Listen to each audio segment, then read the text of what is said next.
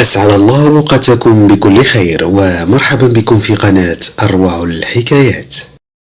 لا تنسوا الاشتراك في القناة ليصلكم كل جديد.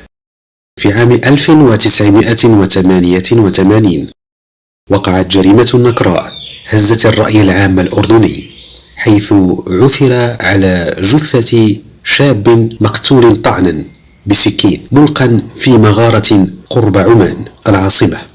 كان الشاب القتيل الذي يدعى راكان طالبا جامعيا. أعيت قضيته الشرطة بحثا والضباط تحريا، لم يعثروا على الجاني ولا دليل يقود إلى القاتل. ثم أغلق الملف وقيدت القضية ضد مجهول. بعد 14 عاما، أي في سنة 2002، قررت إحدى زميلات راكان ممن كانوا يدرسون معه البوح بسر يخص قضيته.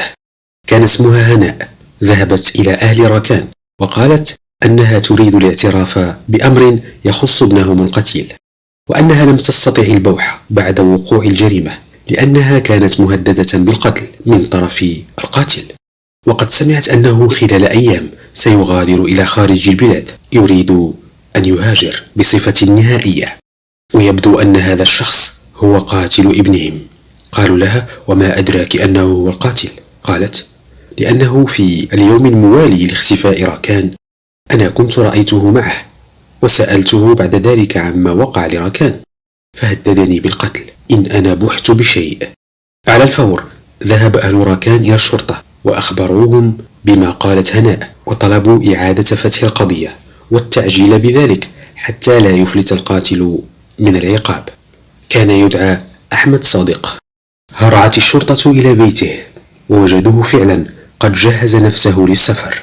قاموا باعتقاله واقتياده إلى مركز الشرطة، ثم واجهوه بتهمته وأنه هو من قتل راكان قبل 14 سنة، فانهار ولم يجد بدا من الاعتراف، وقد كان طوال السنين الماضية يكابد الندم ويتجرع مرارة الحسرة على جريمته النكراء. وهو الذي لم يكن مجرما بطبعه، وسجله نقي لا سوابق له، بل ولا جنح ولا حتى مخالفات مرورية فيه، ومن عائلة محترمة والكل يثني على أخلاقه. لكن ما الذي جعله يقتل راكان؟ ما الذي كان بينهما من خلاف أو نزاع حتى يصل إلى هذه النهاية المفجعة؟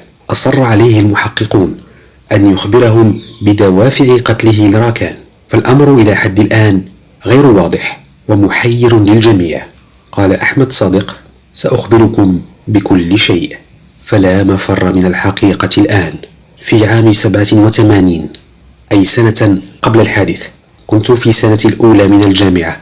تعرفت على راكان الذي كان زميلا لي في نفس الفصل، وبما أني وهو أيضا من مدينة بعيدة، استأجرنا معا شقة صغيرة، تقاسمنا السكن والمذاكرة والإيجار، وكنا صديقين حميمين طوال السنة الدراسية، حتى جاءت عطلة الصيف فذهب كل منا إلى أهله.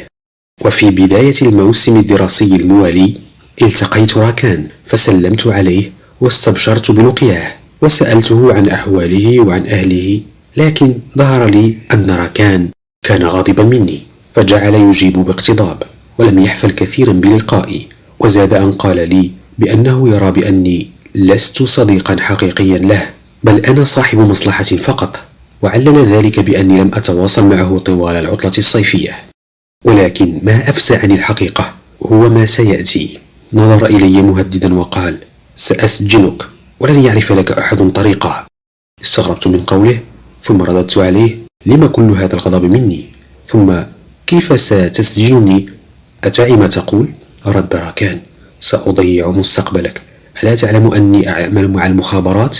ولعل في تلك الفترة كان من يريد أن يخيف أحدا أو يهدده يقول له بأنه يعمل مع المخابرات أو في جهات أمنية. يقول أحمد: تملكني الخوف وأنا أسمع تهديدات راكان، يقول: سأكتب فيك تقريرا للجهات الأمنية يجعلك تختفي وراء الشمس. ساورني الشك لبرهة أن راكان يعمل مع المخابرات، لكني توسلت إليه أن يسامحني ويعفو عني.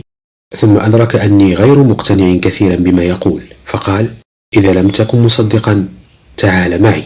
مشيت معه خارج الكلية في ضواحي الكلية في منطقة خالية قرب جبل الحسين.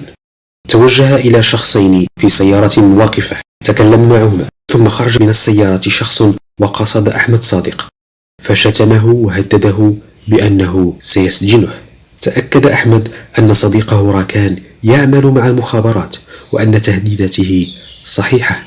في طريق العودة قال راكان لأحمد أنه سيقصد الكلية لتسجيل ابن خالته، ثم بعد ذلك سيعمد إلى تقديم تقارير إلى الجهات الأمنية، ومن بينها تقرير يخصه. توسل أحمد راكان بأن لا يكتب فيه شيئا يضر به، فرد عليه بأنه سيكتب فيه أنه ممن يتكلمون في الدولة وأنه ضد النظام، وشيء من هذا الكلام الذي كان يرعب أحمد صادق وهو منه بريء تماما، فظل يترجاه أن لا يفعل، ويقول له أنه وأهله أناس مسالمون ولا يريدون مشاكل، ولا يدري لما يفعل معه راكان كل ذلك. مر بمطعم كبير معروف قرب الكلية فجلسا فيه. طلب راكان طعاما، أما أحمد فجلس معه لكنه لم يأكل ولم يشرب، فقد تمكن منه الرعب ولم يتوقف عن التوسل لراكان. لكن هذا الأخير قال: سأنهي أكلي وما جئت لأجله في الكلية، ثم ألتقي ثانية برجال المخابرات لأقدم لهم تقريرا عنك سيضيع حياتك تماما. انهار أحمد وأوشك على البكاء متوسلا راكان ألا يفعل، لكنه ظل مصمما على رأيه. هنا قرر أحمد أن يفعل شيئا. خرج من المطعم إلى بقالة بجواره، اشترى منها خنجرا وضعه في جيبه، ثم رجع إلى راكان الذي أنهى أكله، ثم بدأ في إدلال أحمد وسبه وشتمه بأوصاف بذيئة. مشى وراءه وهو لا يكف عن التوسل إليه. وبقرب الكلية كانت هناك مغارة على الطريق، فقال أحمد لراكان: انظر هناك حيوان غريب يشبه النمر دخل المغارة، هل رأيته؟ قال راكان: أين هو؟ لم أرى شيئا. فاقترب من المغارة وهو ينظر ما بداخلها، فاستل أحمد خنجره ووجه طعنات متتالية لراكان، طعنات قوية مميتة. حاول راكان المقاومة لكن دون جدوى، حاول الفرار لكن فات الأوان، خارت قواه وسقط مدرجا في مائه، وظل ينزف إلى أن فارق الحياة داخل الغار. أخذ أحمد الظرف الذي كان مع راكان، فإذا فعلا به أسماء طلبة مرفوقة بتهم جاهزة، ومن بين الأسماء وجد اسمه مكتوبا، واستغرب كثيرا لذلك رغم أنه لم يكن مناهضا للنظام ولم يكن له أي نشاط سياسي. في اليوم التالي التقى أحمد بهناء التي سألته عن راكان، وقالت له أن أهله يبحثون عنه منذ الأمس. قال أحمد: لا أدري أين هو. قالت: كيف لا تدري وقد رأيتك معه بالأمس في الكلية، ورأيتك معه في الطريق إلى جبل الحسين قرب الكلية. تكلم يا أحمد، أين راكان؟ قال لها: أريدك في موضوع لكن خارج الكلية. فخرجت معه، ثم قالت: خير، ماذا تريد؟ فأخرج لها الخنجر الذي قتل به راكان، ثم قال: إن تكلمت وقلت أنك رأيتني مع راكان لن أكتفي بقتلك فقط، بل سأقتل كل أفراد أسرتك. فارتجفت البنت من الرعب والتزمت الصمت، وخافت على نفسها وعلى أهلها ولم تبح بشيء. ومرت السنين حتى سمعت من إحدى صديقاتها أن أحمد صادق سيهاجر أرض الوطن بعد أن حصل على تأشيرة، فاستجمعت قوتها وصممت على الاعتراف بسر أخفته 14 سنة حتى تبرئ ذمتها ويأخذ الجاني جزاءه وتأخذ العدالة مجراها. اعترف أحمد بكل شيء وقال أن دافع القتل هو الخوف. راكان يريد أن يدفع بتقرير عني إلى المخابرات فتضيع حياتي ومستقبلي، وربما أسجن وأحاكم بسبب وشاية مورضة وتهمة مفبركة. لم أكن أرغب في قتله، كنت أترجاه فقط أن يسحب تقريره الذي كتبه وملأه بالأكاذيب. أردته أن يحكم عقله قبل أن يضيعني ويجعل مستقبلي في مهب الريح. حكمت المحكمة على أحمد صادق بالسجن 15 سنة مع دفع الدية لأهل القتيل. وهذه نهاية القصة.